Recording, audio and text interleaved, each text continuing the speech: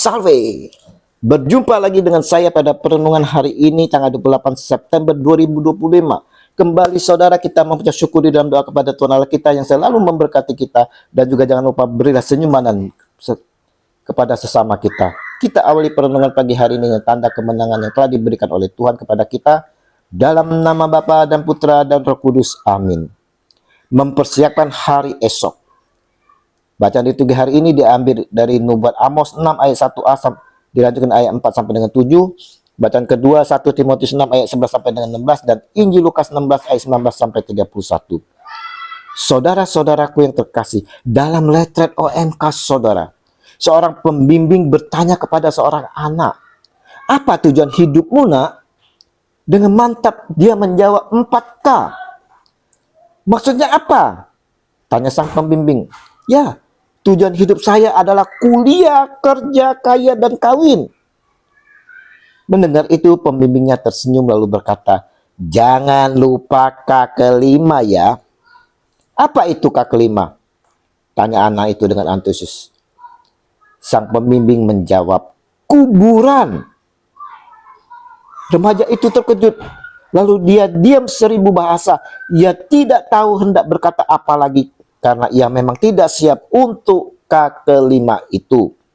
Nah, saudara, banyak orang saudara yang siap untuk 4K saja saudara, tetapi lupa adanya K yang kelima. Mereka lupa adanya kuburan saudara. Ketika mereka sadar seringkali terlambat. Sering kita dengar perdebatan atau diskusi yang bertanya, bagaimanakah kehidupan kita setelah kematian?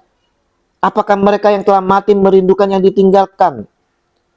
Apakah mereka yang bisa berhubungan dengan yang ditinggalkan? Saudaraku, Injil yang kita baca dan renungkan hari ini saudara, menunjukkan bagaimana hubungan orang mati dengan yang ditinggalkan.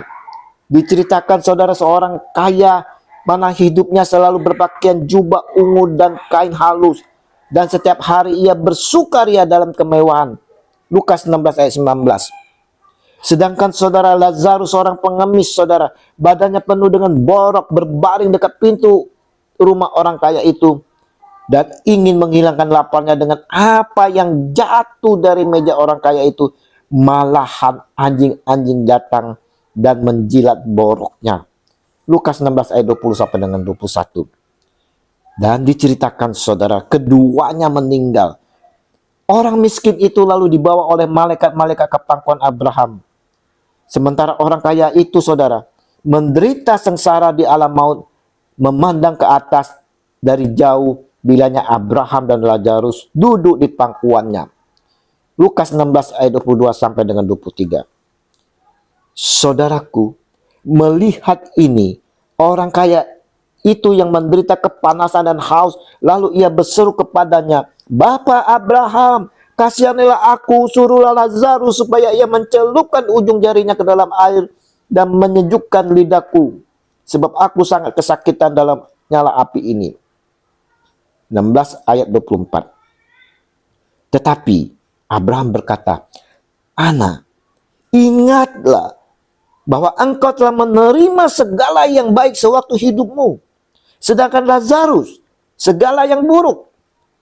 Sekarang ia mendapat hiburan dan engkau sangat menderita. Selain daripada itu, di antara kami dan engkau terbentang jurang yang tak terseberangi, supaya mereka yang mau pergi dari sini kepadamu ataupun mereka yang mau datang dari situ kepada kami tidak dapat menyeberang." Lukas 16 ayat 25 sampai dengan 26. Saudara-saudaraku yang terkasih, di sini saudara mau menunjukkan kepada kita sekalian bahwa setelah kematian hanya ada 2 kemungkinan bagi kita saudara, yaitu hidup kekal di taman Firdaus seperti Lazarus alami, atau hidup di dalam maut yang dialami orang kaya.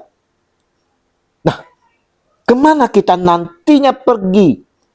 Ini ditentukan dalam kehidupan kita saat ini di dunia ini saudara. Ingat, seperti Abraham mengingatkan bahwa orang kaya telah menikmati semua kebaikan di dunia, sedangkan Lazarus menderita.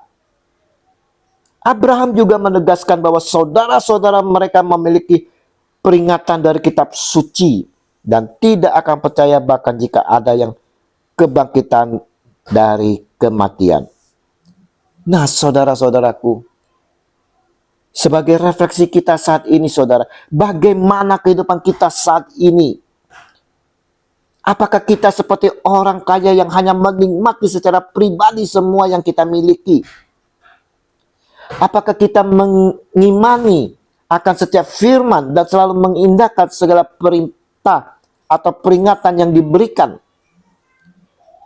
Percayakah kita akan kebangkitan? Dan percayakah kita akan persekutuan orang kudus? Apakah orang kaya setelah kematian akan mengalami penderitaan seperti Injil yang disampaikan hari ini? Dan apakah orang miskin setelah kematian akan mengalami kebahagiaan kekal seperti Lazarus? Saudaraku yang terkasih, tidak semua orang kaya harus menderita setelah kematiannya, saudara. Kita perhatikan Abraham adalah seorang yang kaya semasa hidupnya di dunia, tetapi dia hidup senang di alam baka. Begitu juga dengan Ayub dan Daud.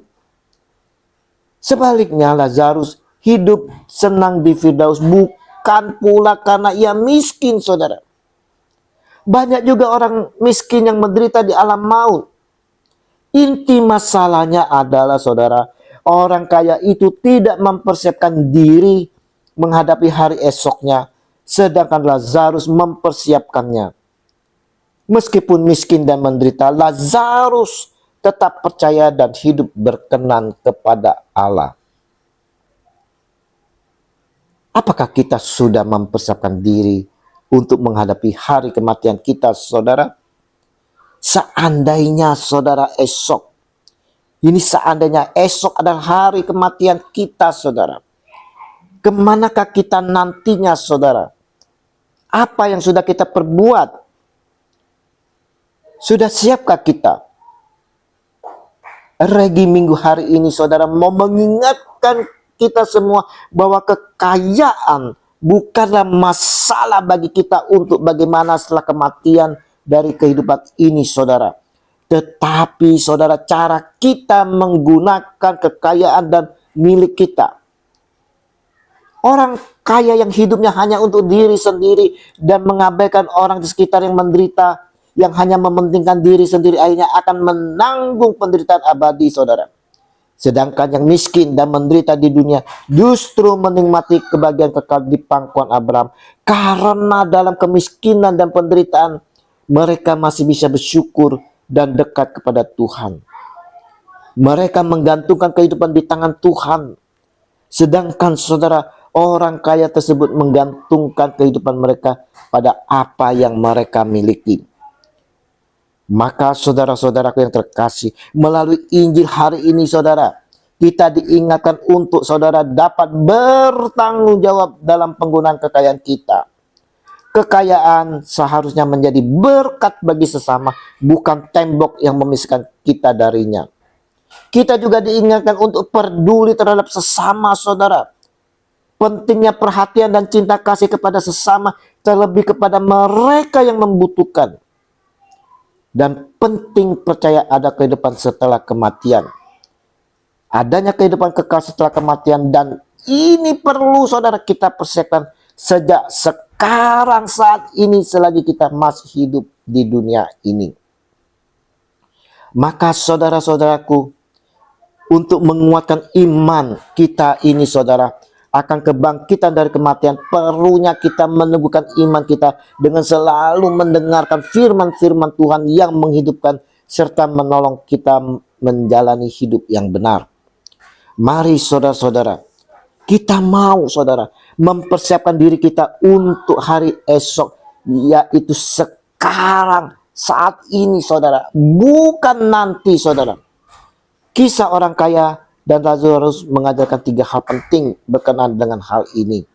Yang pertama, saudara, persiapan untuk kematian adalah waktu hidup dan bukan sesudah kematian itu datang. Yang kedua, melakukan yang baik kepada sesama untuk memuliakan Tuhan adalah waktu hidup dan bukan sesudah mati.